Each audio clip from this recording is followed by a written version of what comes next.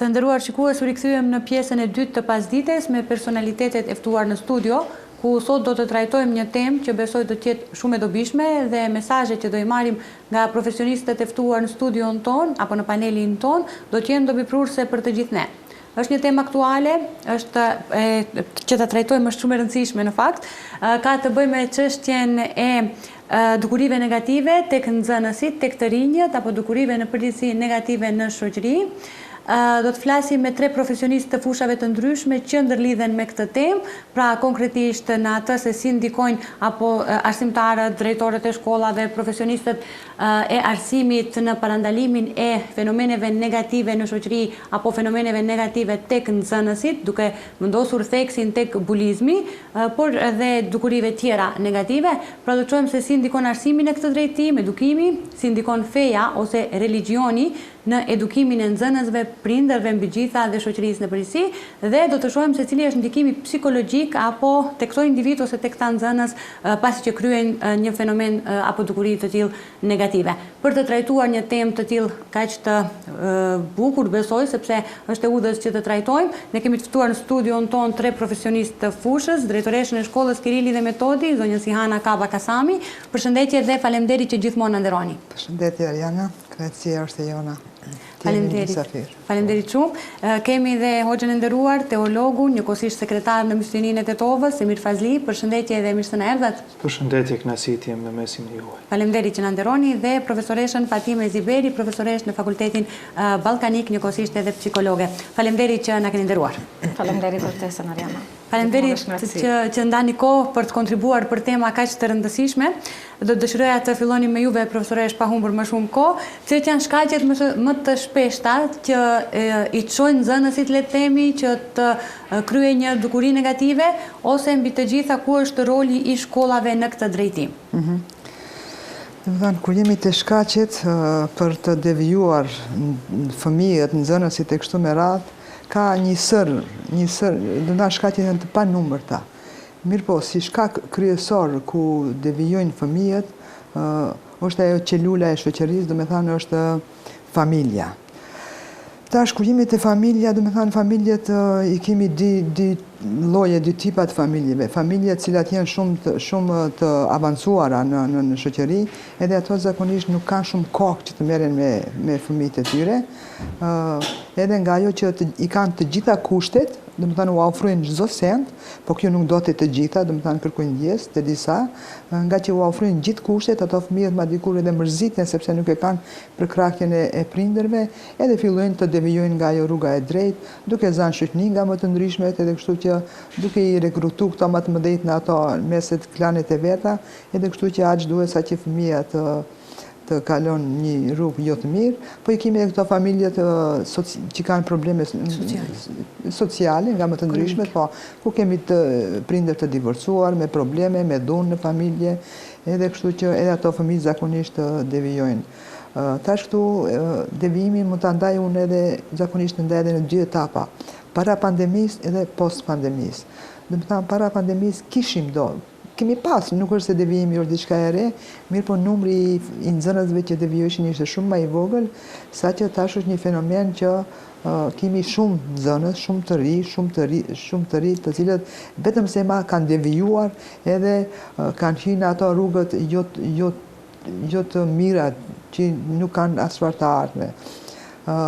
Kjo ndër për faktin se familjarët do të thënë shumë pak punojnë me këto fëmijë. Unë çdo herë me që jam edhe arsimtare me profesion, thoya se çdo ditë jam në kontakt me prindërit. Ne kot mundohemi që fëmijëve të vaplorsojmë gjithë kushtet. Ashtu tashmë teknologjia e bëri të vetën, do të thënë secili fëmijë na vjen me këto telefonet më të avancuar, edhe këto rrjetet sociale dikush përfiton nga këto që fëmijët ti nxisin në për emisione nga më të ndryshme, që ato mandej të hyjnë edhe të ndërmarrin edhe hapa që nuk jenë fare të mira, saqë kemi pas raste kërkojnë ndjes nga publiku, kur edhe fëmijët ngrejnë dorë mbi veten. Kretë kjo është nga mungesa e kujdesit familjar, sepse fëmijës si që rritin ashtu edhe kanë nevojë për përkrakin e prindërve. Ne zakonisht dëshkojmë fëmijët kur tregojmë pa dëgjueshmëri, prindërit i rrehin, i bulizojnë, do të thënë mënyrat më të dhunshme që ai të bëhet nxënës i mirë, ai të mëson. Mirë po, ajo është një rrugë shumë temase shumë është e gabuar, nga që fëmijët kanë nevojë për përkrakin e prindërve, kanë nevojë për dashurinë e prindërve, kanë nevojë që të kalojnë sa më shumë kohë me to, se sa që shohin fëmijët më shumë vetjen në për kurse, në për aktivitete nga më të ndryshmit, edhe shumë pak e ndjejnë atë përkrakjen e prindërve, atë dashurinë prindërore, të cilën për shembull ne e kemi pasur. Kështu që nuk janë edhe fëmijët fajtorë sa që janë prindërit, sepse prindërit në kohët fundit gjitha gjendën e tyre e bëjnë sipas nevojave të veta, edhe jo sipas nevojave të fëmijëve. E kënaqin më tepër atë egon e vetë se sa të fëmijëve, edhe fëmija nga pamundësia për të gjetur rrugdalje, kanë edhe probleme shumë, s'kan ku të rrëfehen, shkojnë në shoqëri të ndryshme, aty rrëfehen aq duhet sa që ato fëmijët mashtrohen. Fillimisht mashtrohen me pak, edhe mandej ato më të mëdhenjt t'i fusin ato, t'i rekrutojnë, t'i fusin ato klanet e veta, edhe ato më total të devijojnë, duke devijuar në rrjetet sociale, duke devijuar, ka filluar të pinë shumë pijet duhani me të madhe, këto mjetet narkotike, edhe dhe më thënë pasojat nuk jenë, kjo është një proces, pasojën e këtyre dukurive nuk mund ta kemi mbas një jave, një dite apo një muaji, po pasojat do t'i kemi mbas shumë viteve. Kështu që apel deri te prindërit, i kisha lutur që të kenë shumë kujdes për fëmijët e tyre, edhe sa më shumë kohë të kalojnë me to, ku duhet t'i shohin si shok, ku fëmijët të hapen për çdo problem, sepse më afër se prindërit, më shumë se prindërit ta donë të mirën, askush në shoqëri nuk ta donë të mirën, ashtu, të folin haptas me fëmijët e tyre për probleme që i tangojnë, edhe secili problem të zgjidhet në mënyrën e mirë, sepse fëmijët janë ato që është e ardhmja e jonë, në rast se kemi fëmijë që me vese nga këto më të këqijat, atëherë na do të humbë këtë shoqëria, nuk është se humbë një familje. Numri shtohet, po shpresojmë që do të shkojmë ka më e mira. Shpresojmë, faleminderit shumë. Hoxhi nderuar, foli profesoresha në lidhje me atë se si ndikon arsimi në këtë drejtim. Një element thelbësor është edhe edukata fetare ose elementi fetar, dhe shumë shpesh shihet që mungon elementi fetar ose frikë respekti ndaj Zotit, dhe ne mund të bëjmë, apo fëmijët, nxënësit mund të bëjnë çfarë të duan, qoftë edhe me krijesën tjetër, siç është nxënësi tjetër. Ku është roli i besimit dhe edukatës fetare në formimin moral të një nxënësi? Fillimisht në emër të Zotit, plot fuqishmit, besimi padyshim se është një element shumë i rëndësishëm për çdo person. Rreth e parë, këtu mund të shtim edhe nxënësin, nga se kjo është edhe tema për cilën diskutojmë, me që është lidhja shpirtërore që e mban atë të lidhur me Zotin e Madhërisëm, edhe njerëzit cilët kanë lidhjen shpirtërore me Zotin e Madhërisëm, padyshim se tek ata, kështu besojmë ne hoxhallarët, fetarët, këndvështrimi fetar, tek ata ekziston një vetdije më e lartë morale. Që të thotë se ata të cilët kanë një vetdije më të lartë morale, padyshim se ndjejnë përgjegjësi më të madhe përpara shoqërisë dhe më së miri edhe përpara Zotit, dhe gjithnjë kanë kontroll të vetin veprimet e tyre. Domethënë, mbajnë përgjegjësi se çfarë flasin, mbajnë përgjegjësi se a janë të drejtë me rrethin, me shoqërinë, mbajnë përgjegjësi rreth sinqeritetit të tyre, punët kur i bëjnë kështu me radhë. Domethënë, element kryesor kyç për të qenë një karakter i shëndosh, do të ekzistojë elementi i besimit fetar në person. Se përket edukatës fetare, edukata fetare në Islam, domethënë ose edukata e Islamit ose fetare, është themeli i moralit. Kështu ekziston në literaturën islame. Dhe jo rastësisht Zoti i Madhërisëm në Kur'anin Fisnik na sjell shembullin e profetit Muhammed, ku thotë se laqad kana lakum fi rasulillahi uswatun hasana, dhe ju e kishit shembullin më të lartë në profetin e juaj. Domethënë, kur flet për karakterin që duhet ta ketë një i ri apo e re ose një person në jetën e tij, gjithnjë na i sjell shembull konkret. Dhe thotë ju e kishit shembullin në profetin e juaj, që domethënë ne mund fjalë të sjellim plot, por ne juve do t'ju demonstrojmë, t'ju japim një ilustrim, dhe këtë e kemi tek profeti Muhammed. Dhe profeti Muhammed gjithnjë thoshte për veten e tij, jo se donte të lavdroj veten, mirë po donte t'u bëjë me dije njerëzve, si ju duhet të jeni të orientuar nga unë në mënyrë që të kuptoni, dhe me thonë se çfarë është edukata fetare, thoshte se mua Zoti më ka dërguar për ta përsosur moralin. Që në kupton, se e gjitha ajo që flitet në Kuranin fisnik për çdo njeri që do t'i duhet në këtë rast roli që duhet me thënë edukata fetare ta luaj tek një nxënës, me thënë e gjen tek vetë profeti. Profeti përpara ne dim se profecia e tij ka ardhur në moshën 40 vjeçare, por ku ka qenë i ri paraprakisht tek ai kanë ekzistuar shenjat e mirësisë dhe shenjat e pejgamberisë dhe shenjat e moralit të lartë që Zoti përmend në Kur'an. Që në kupton, profeti që në moshë të re ka qenë një figurë ose thënë më mirë një personalitet shumë i besueshëm. Njerëzit i kanë besuar emanetet, i kanë besuar fjalët e kështu me radhë. Masandej Zoti në Kuranin fisnik na i përcjell domethënë cilësi që do t'i gjejmë te profeti dhe që duhet t'i mbjellim tek ne në radhë të parë dhe nëse ne jemi prindër t'i përcjellim tek fëmijët tanë ose nëse jemi mësues t'i përcjellim tek nxënësit. E cilat janë këto?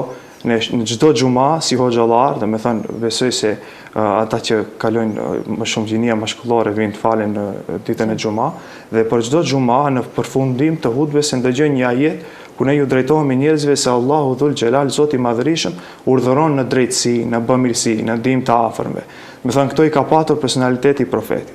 Masandej ne dim se Zoti në Kuranin fisnik ta shktojnë këshilla drejtuar nxënësve, na drejtohet që ne të jemi të përullur. Me thënë, thot Zoti në Kuran, dhe kur të esni me përullësi, kur të flisni me maturi. Thot, kur të shifni dikant se duhet të ndihmoni të afërmit e juaj. Thot, jeni të drejt me njerëzit e juaj. Thot, respektoni prindërit e juaj. Bile Zoti i Madhërisëm aq larg ka shkuar me prindërit e përdorën edhe fjalën of e përmend në Kuranin fisnik, wala taqul lahuma uffin. Me thënë, mos ju thuaj atyre as of. Çfarë dua të drejtoj me këtë deri tek ata që na ndjekin, më shumë tek nxënësit, se nëse duan ata të ndërtojnë personalitetin, të drejtojnë sytë e tyre tek profeti i Zotit në mënyrë që të kenë edukatën e tyre brenda, edukatën fetare brenda në personalitetin e tyre dhe njëjta ju drejtohet edhe prindërve. Ne shumë dim këtu në mesin tonë dhe besoj se gjithi takojnë besimit islam, mirë po është nga padrejtësitë e mëdha që i bëhet fesë islame kur ne nuk kyçemi të lexojmë pse mund të na ndihmojë. Ka shumë për të na ndihmuar dhe nëse ne shtjellohemi, besoj se me kalimin e kohës do të ndihmojmë këtij procesi shoqëror tek ne, me që ka edhe ngjecje bile kohës fundit fine e shtohet kjo, që bashkërisht inshallah të dalim nga kjo situatë. Sigurisht, faleminderit shumë për këtë elaborim. Të flasim pak edhe me profesoreshën psikologe në lidhje me atë se cilat janë ato sinjalet, le të themi, ose shenjat të hershme të problemeve emocionale apo të sjelljes negative tek nxënësit që mund t'i vërejnë. Paraforësit temi e sqaruan shumë mirë edhe aspektin edukativ, zhvillimin të themi social, në rrethin më të ngushtë, përfshirë edhe disa karakteristika personale. Neve gjithmonë e drejtojmë, Ariana, të themi, gishtin tonë apo i kemi në qendër ata që bëjnë sillen, domethënë në mënyrë jo të përshtatshme, dhe në shumë të rasteve marrim parasysh vetëm rezultatin final. Domethënë është bërë, e bën. Ose çfarë indikacione tregon ai personi që është sjellur në atë mënyrë si është sjellur. Kështu si e thuhet, domethënë automatikisht ne sikur duam të eliminojmë edhe shkaqet që kanë sjellë deri te ajo dhe çka ndodh gjatë atij procesi e sqaroi edhe profesoresha shumë mirë, domethënë është një proces që ndodh me individin që e nxit atë të sillet në mënyrë të ndryshme. Po ka disa sinjale shumë të qarta kur një person apo kur ne pas e flasim për nxënës, që na jep indikacione se nxënësi domethënë ka tendenca të sillet në mënyrë jo të hishme, të themi, a do të bulizoj shokun, a do jetë vulgar në shprehje me arsimtarin, apo do tregoj padojshmëri në familje, apo do shkojë edhe më lart, domethënë më larg, të jetë edhe fizikisht, domethënë i dhunshëm.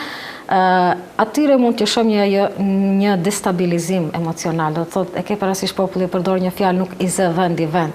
Do të thotë janë aq shumë të hutuar sa që nuk e din cilën ta bëjnë më herët për ta përmbushur atë nevojën e tyre. Dhe kjo është një shenjë që ata vërtet janë persona që kanë nevojë për një trajtim pak më ndryshe, të shifen në mënyrë pak nga një prizmë tjetër çka ju mungon atyre në jetën e tyre, çka ju mungon në atë zhvillimin e tyre, ku është të themi ajo problemi, ai ngërçi që ka mbetur që këta duan ta kompenzojnë, sepse në të shumta në rasteve ne themi edhe ata persona që bulizojnë duan të tregojnë diçka. Ose do jenë fëmijë që janë të lënë pasdore, ose do jenë fëmijë që janë të llastuar së tepërmi, ose janë fëmijë që i kanë provuar të dyja, por nuk kanë arritur ta tregojnë veten dhe tash do bëjnë diçka tjetër që do e tregojnë vetëm po në mënyrë të gabuar. Kështu që kur i kombinojmë të gjitha këto gjëra, zakonisht sjellja, pasi flasim për nxënësit, ajo shenja e parë që vret është rënja në sukses, mos interesimi. Më thënë, ata tregojnë një mos interesim total për shkollën, pas edhe drejtoresha ndoshta e ka edhe më të theksuar këtë problematik. Mungesat në shkollë, rënja në sukses, mos interesimi, thjesht marrja e gjërave jo seriozisht. E ke parasysh ka shumë raste kur edhe fjalën e mirë, kur ja thua një personi që nuk është i qetë emocionalisht dhe që është në kërkim të vetes, siç e shprehim në shumë të rasteve, nuk i bën përshtypje edhe fjala e mirë. Do thotë edhe në atë pyetjen apo në komplimentin e mirë ai mund ta kthej me negativitet, me arrogancë, themi me frustrim. Pse? Sepse ka diçka brenda, ka diçka jashtë asaj që ne e shohim që ja shkakton atë parehati. Sa jemi në gjendje ne t'i shohim këta, beso se e kuptojmë se është e vështirë, se nuk mund t'i kapim të gjithë. Dhe jo, domethënë është një punë, si të themi, ekipore që ashtu siç fillon në familje, vazhdon në shoqëri, vazhdon në shkollë, domethënë pa përsëri kthehet në shoqëri, domethënë gjitha këto 3 faktore duhet të jenë në bashkëpunim shumë të ngushtë që ti detektojmë këto gjëra. Për shkak se ka në të shumta në rasteve ndonjëherë edhe për prindit është pak problematik, edhe për arsimtarët është pak problematik të kuptojmë se si mundet një nxënës të ndrojë në 3 situata. Nëse prindi e njeh fëmin në shtëpi e ka vetëm atë version të fëmijës së vet. E ke parasysh ai e njeh si fëmijët e tij, nëse është munduar që t'i mbajë një disiplinë, të themi ai e din si fëmijë i disiplinuar, fëmijë që nuk e kthen fjalën, fëmijë që nuk është kërkues, fëmijë që është i qetë, e kështu me radhë. Po nuk e di se si është në ambientin shkollor. Nga që ka mundësi që nuk interesohet, nga që mendon se nuk është e nevojshme që ai të kërkojë raport ose ta ndjek se si shkon shkollimi, nuk e ka idenë se si duket fëmia i tij si shoku i dikujt. Domethënë janë 3 pozicione sociale që të njëjtin person e vën, domethënë për një kohë gjatë. Dhe pastaj kur neve themi profesionistët i analizojmë në tërësi e shohim se do thotë kanë çaluar dy sisteme që ka ardhur deri tek kjo disbalancë e personit. Pasi që unë them përsëri, nuk është e njëjtë një fëmijë që si sillet në shtëpi dhe si sillet në shkollë. Dhe tani është pyetja gjithmonë këtu kush është fajtori, kë duhet ta fajsojmë. Në fakt nuk duhet të lipet fajtor, por në fakt duhet të lipet bashkëpunues se si tek i person t'i afrojmë të paktën, të kemi kujdes që t'i përafrojmë të dia këto versionet. Sepse është një moment që duhet ta kuptojmë se jo gjithmonë ata që janë dhunues apo që janë bulizues e bëjnë këtë nga kënaqësia. E kupton, nuk është vetë ka raste të ralla që vetë se më atëherë shikohen edhe si çrregullime që ndjejnë kënaqësinë atë që e bën, domethënë të lëndoj tjetrin për shkak se më jep një satisfaksion. Jo, domethënë ka shumë raste kur ata edhe ndoshta edhe fshehurazi ja pranojnë vetes se kanë gabuar, ndjehen keq, çka kanë bërë, por kur ajo përsëritet bëhet një shprehi dhe humbin edhe ndjeshmërinë. Dhe kjo është ajo më pak që ne e duam, që një person të humb ndjeshmërinë dhe të humb arsyeën, sensin se pse e ka bërë atë, po mos ketë as pak sens se çfarë dëmi mund t'i kishte bërë personi tjetër në fjalë. Neve para në semestrin tjetër, thot në fund të vitit akademik tjetrit, e bërëm një hulumtim të thjeshtë, ishme një pjesë e projektit për parandalimin e këtyre fenomeneve negative dhe u afruam nxënësve kryesisht të shkollave fillore, jo kështu pyetje klasike, po me fotografi të gjeneruara me artificial intelligence, se t'ju vjen më interesante të shumë sa ata din. Ata qeshnin, Ariana, ti ja tregon një person se si duket nga ato, domethënë nga pasoja që i lë pirja duhanit, dhëmbët e prishur për shembull, lëkura ashtu ande të shumë të plakur, dhe ata qeshin. Dhe çka kuptuam ne prej kësaj? Kuptuam se sensin për rreziqet reale ata nuk e kanë. Do të thotë rreziku virtual ekziston, ata e shohin domethënë foton, e kanë parasysh se çka duam ne, çfarë mesazhi duam të japim, po në fakt nuk e kuptojnë seriozitetin e fenomenit dhe nuk e kuptojnë seriozitetin e pasojave që i lën kjo.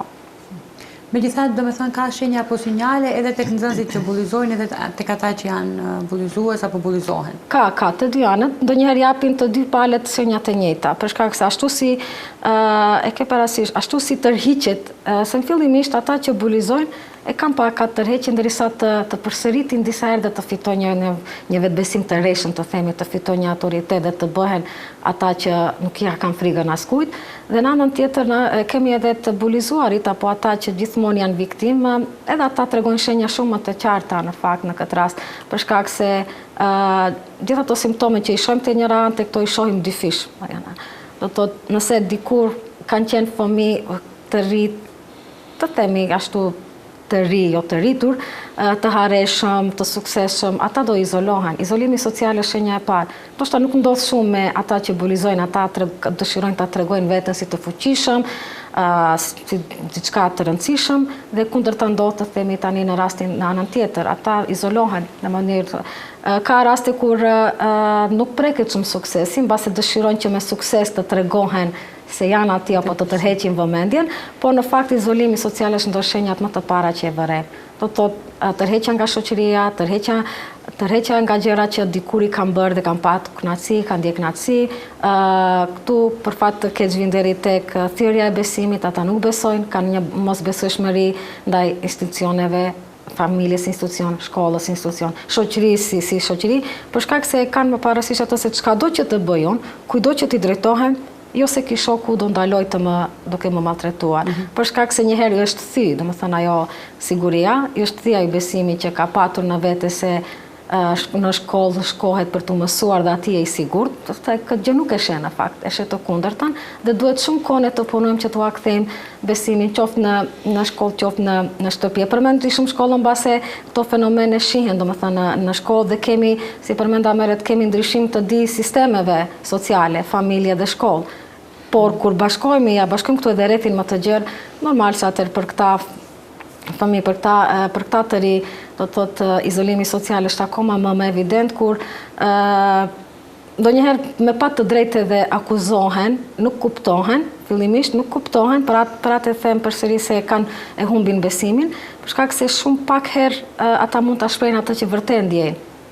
Edhe mos besimi ndaj asaj që e tregojnë ata, ose për ndonjëherë për fat të keq kapen fatkeqësisht me disa fëmijë që janë influencar në shkollë, kanë ndonjë background tjetër familjar dhe ata e ndjen veten shumë më të pafuqishëm, dhe gjitha këto janë pastaj lënë pasoja edhe më të dëmshme për ta. Drejtoresh, ne zakonisht të gjithë kemi pasur nga një lloj modeli të një arsimtarje, mësuesi, profesoreshe, mënyrën se si ka shpjeguar, si është dukur, qëndrimin e kështu me radhë. Cili është roli i mësuesit, i arsimtarit në këtë drejtim, pra që ne marrim si shembull apo si model për ta parandaluar një dukuri negative tek nxënësit? Roli i arsimtarit, ne e dim që shkolla është shtëpia e dytë, arsimtari është prindi i dytë. Domethënë është ai trekëndshi pedagogjik, nxënës, prind, arsimtar, i cili duhet çdo herë të jetë i mbyllur edhe të funksionojë brenda vetes, domethënë çdo herë të jetë në rotacion, që asnjëherë mos ndale, sepse po ndale trekëndësh nga ajo lëvizje, domethënë diçka do të çalon, do të krijohet ndonjë hapësirë, edhe kështu që menjëherë fëmijët çdo edhin kur ajo në diçka, domethënë s'është mirë. Unë këtu do të kisha cek përsëri do të kthehem te institucioni i familje, te institucioni i prind. Prindërit zakonisht, kur kanë probleme me fëmijët e tyre, që po fillojnë të devijojnë, vinë në shkollë, shpesh unë i pres në zyrë, flasim se i duhet psikolog, ta çojmë te psikologu, edhe në shumë institucione të tjera. Mirëpo, unë kam vizituar për fat të mirë edhe shumë shkolla, si në Turqi, si në Zvicër, si në Austri, aty është diçka shumë më ndryshe, që unë kur u them nënave këtu, ato çuditen.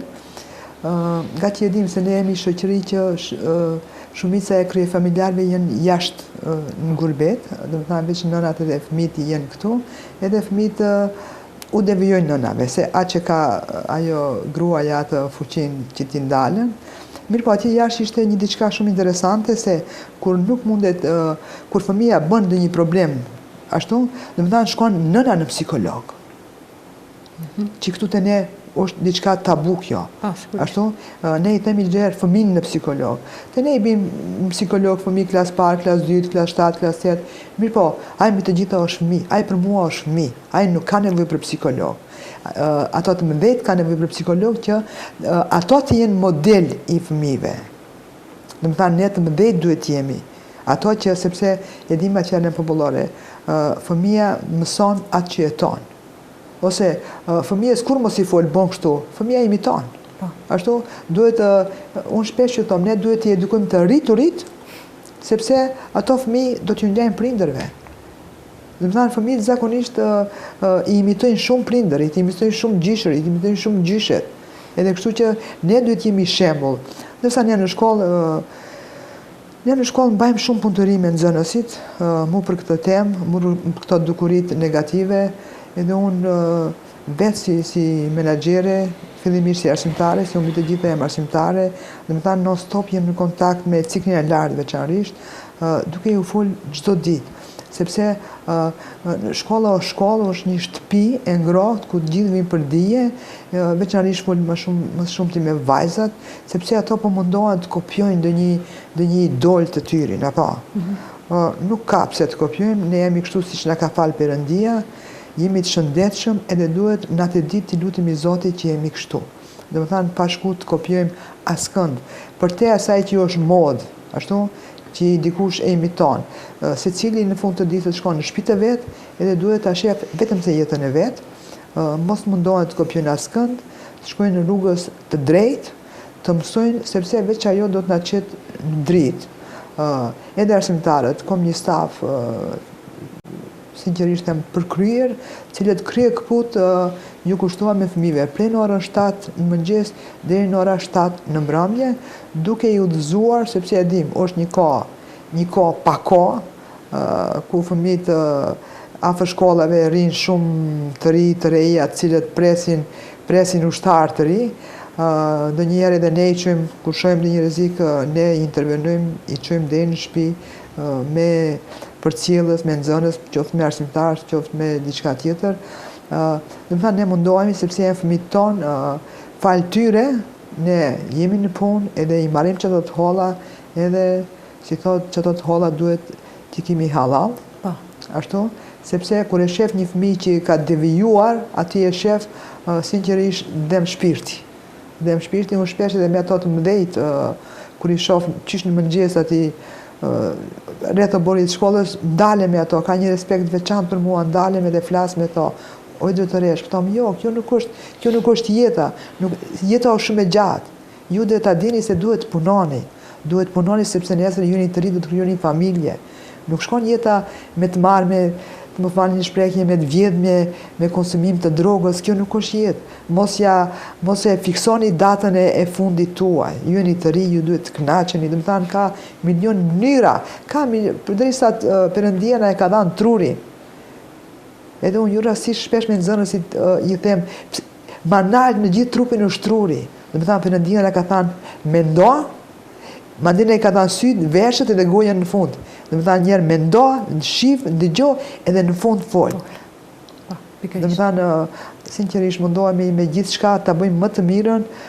Kemi arritur sukses, nuk mund të them se është shumë zi, apo mirë po edhe që ato pak raste të mundemi t'i eliminojnë sepse jeta është shumë e bukur dhe duhet jetohet si ne që kemi jetu. Ashtu edhe të rinjët. Ashtu po ashtu edhe të rinjët sepse me të vërtetë meritojnë një të veçantë. Po ndonjëherë ja që nga mosdia, nga shumë arsye edhe ato të çalojnë, po shpresoj që do të jetë mirë. Të flasim pak edhe për çështjen e asaj se si mund të ndikojë mungesa e lëndëve fetare ose le të themi lëndëve religjioze nëpër shkolla dhe si ndikojnë realisht këto mësime në sjelljen pozitive të nxënësve. Nuk e di nëse në shkollat fillore, nuk e di plan programin ka lëndë fetare në shkollat fillore përveç arsimit qytetar? Po, kemi si nëzgjedhore, në klasën e 6, 7, 8 dhe 9, ku tash në kohë të fundit etika e kemi edhe etikën e religioneve, ku atje kemi arsimtar përkatës, dhe më tanë kompetent që e japin atë lëndë. Po, të flasim për atë se mungesa e lëndëve si ndikon dhe si ndikon pozitivisht, si ndikon këto lëndë pozitivisht në këto fenomene. Mendoj se luan një rol shumë të rëndësishëm edhe prezenca e kësaj lënde në shkollat tona, edhe pse mendoj se duhet këtë lëndë specifikisht ta ligjerojnë ndonjë njeri pak që ja kupton pak më mirë çështjet e shpirtit, në këtë rast janë hoxhallarë, ndoshta edhe psikologët e kështu me radhë që dinë të shpjegojnë pak më thellë. Mirë, po nuk besoj unë se vetëm me prezencën e kësaj lënde do të eliminohen gjitha problemet tona.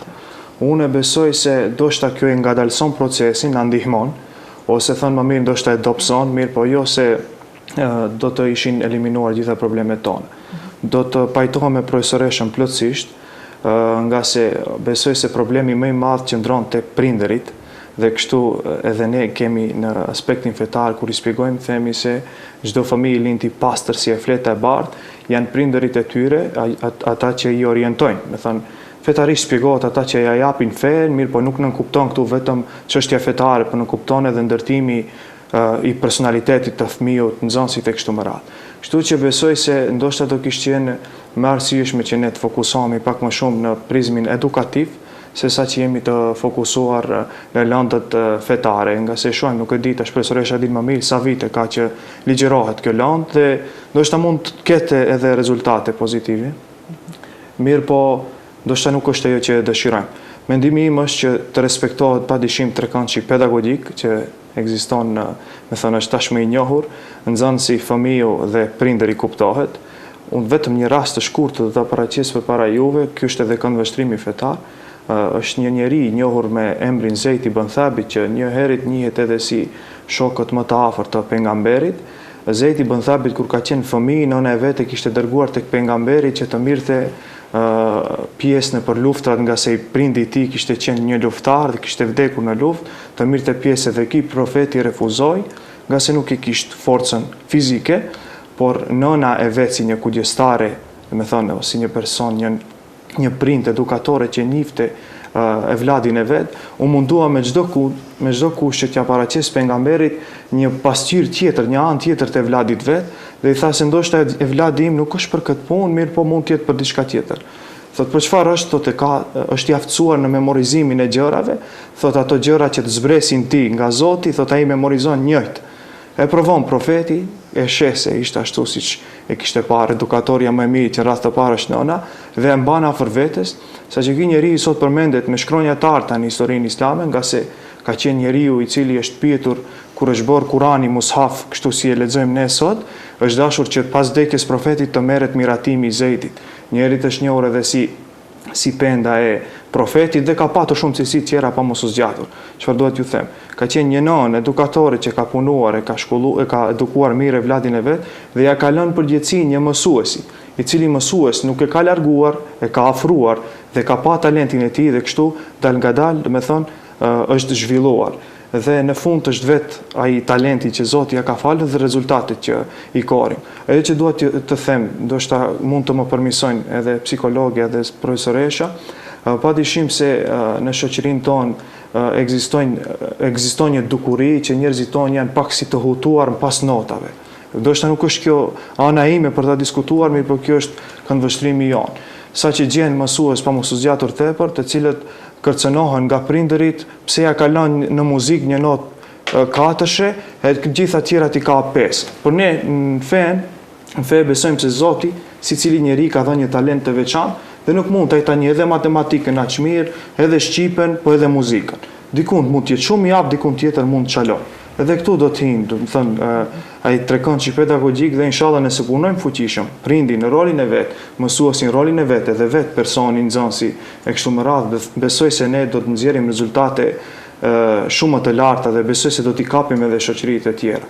Por kjo vetëm në kujdesin e prindit dhe jo duke fajsuar vetëm lëndët etikore ose nuk e ligjeron mësuesi mirë ose kështu me radhë. Po, faleminderit. Do doni të shtoni diçka? Po, do të thënë shumë bukur e përmendi Hoxha se është kjo fenomen, veçanërisht nuk fillon sa po të afrohet muaji maj edhe qershori është muaji kur fillojnë ato shpërthejnë prindërit për nota, sigurisht, do të thënë ne nuk ndoshta si popull jemi që i kushtojmë shumë më rëndësi amballazhit, pjesës së jashtme. Do të thënë ne duam veç çat deftesta merr me pesa, duke e ditur që thelbësorja mbetet bosh. Do të thënë ne çdo e kemi e marrim anën e kundërt, edhe çka kemi arrit me fëmijë, asnjë sens kemi arrit me fëmijë, vetëm se e kemi dëmtuar, janë të rrallë ato prindër që thonë aq sa e meriton, aq që le t'i vëmë, sepse ne i bëjmë keq. Ne atë fëmijë, do të thënë me dijen më të madhe e mësojmë që në jetë mund të arrijnë diçka edhe në mënyrë shumë të shkurtër, që nuk është fare në rregull. Shpesh me nxënësit kur ju thom se unë ri në banesë jetoj edhe kemi lift, ashtu, Mirë po, unë i them, çdo ja shkoj në këmbë. Thonë pse? Po thonë, gjatë hipjes nalë mund të shoh dikënd, do ndalem, do të bisedoj diçka, një muhabet, do të përshëndes. Në rast se hip në lift, shkoj vetë, zbres vetë. Do të thonë, nuk është jeta vetë. Duhet prindërit ta mdojnë gishtin kokës, që mos e lipin nota, sepse ajo vetëm se e dëmtojnë fëmin, e mashtrojmë. Edhe ato si prindit dhe resentar, do të thonë, ne me dijet të plot ta them kështu popullor që e rrejmë atë fëmijë se bota shkon ashtu, vetëm se me rena. Jo, duhet jemi stoik, të ngulim këmbë se duhet të arrish me shpatullat e tua, e jo nëpërmjet asaj rrugës më të shkurtë. Po, dhe më të lehtë. Porosia juaj si psikologe, profesioniste e këtij drejtimi, besoj që edhe juve psikologëve e keni një barë shumë të rëndë në këtë drejtim, që mundoheni të edukoni të rinjët dhe të eliminoni pikërisht këto dukuri negative. Ai bashkëpunimin mes të fëmijët, nxënësit në fakt, prindit edhe arsimtarit, si duhet jetë? Do kisha lidhur me paraforsit e mi, më pëlqen që i dham pak edhe konotacion këtu tek prindrit.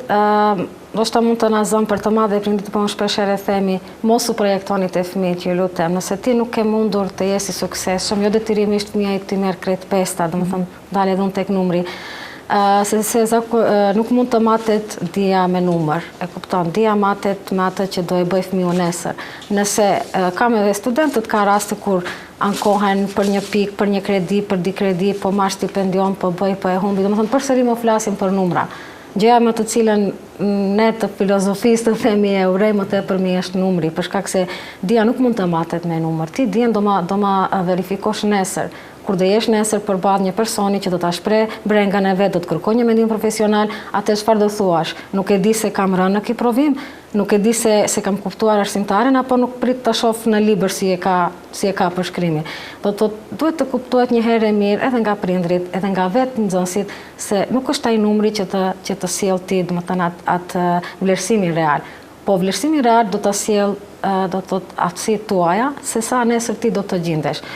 Ne kemi provojën tonë, Ariana, nëse të njerë këthejmë pak me bë një refleksion dhe themi profesorët që na kanë munduar më shumë, i vlerësojmë më shumë. Ata që na kanë kaluar nëpërmjet gishave të themi, kemi respekt atëherë, ajo respekti atëherë shumë ka qenë afat shkurt, për shkak se në afat gjatë ne kemi parë se kujt më tepër ja kemi parë, në shprehemi kështu në më popullore, hajrin, e kupton? Ata që na kanë munduar, na kanë vërtet, na kanë motivuar dhe na kanë nxitur që të përgatitemi më shumë dhe na kanë bërë me dije atë që tha drejtoresha edhe hoxha, se shiko, në jetë nuk i keti gjërat e gatshme.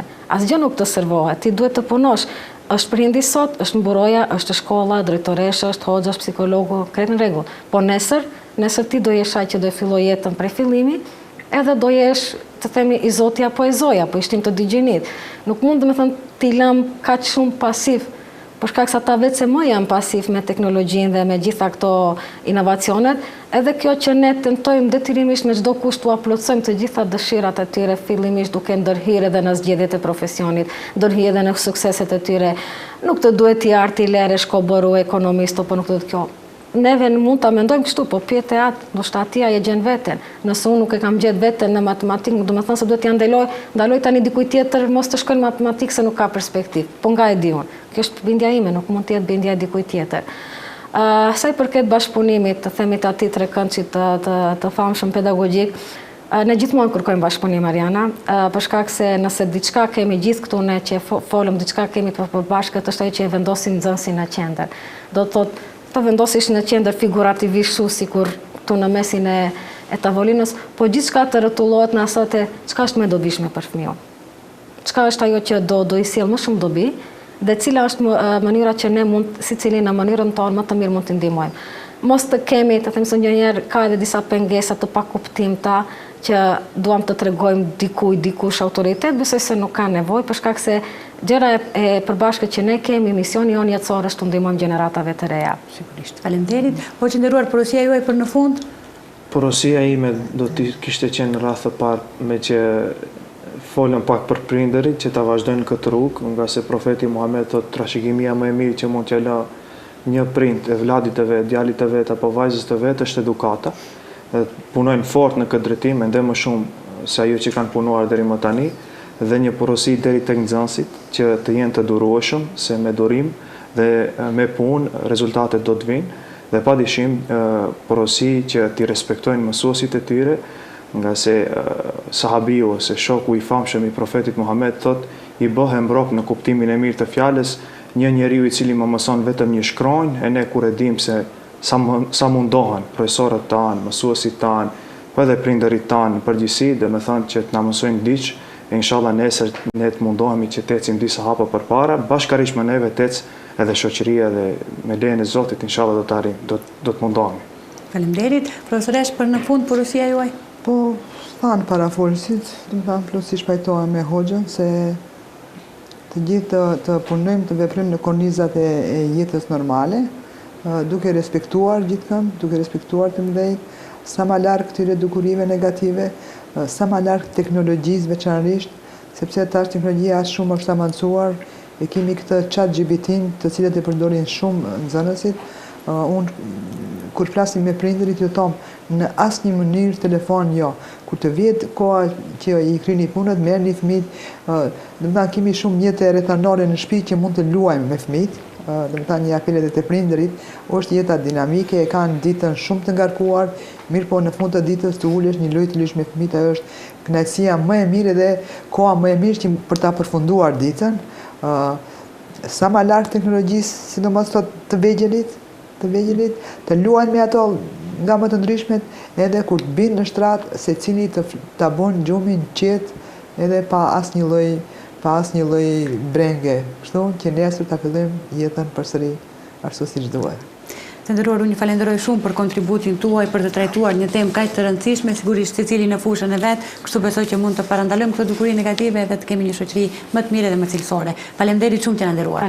Faleminderit edhe nga ana juaj. Të nderuar shikues, kjo ishte Ecëra për sot. Faleminderit për vëmendjen tuaj, deri në takimin e radhës, bashkë mirupafshim.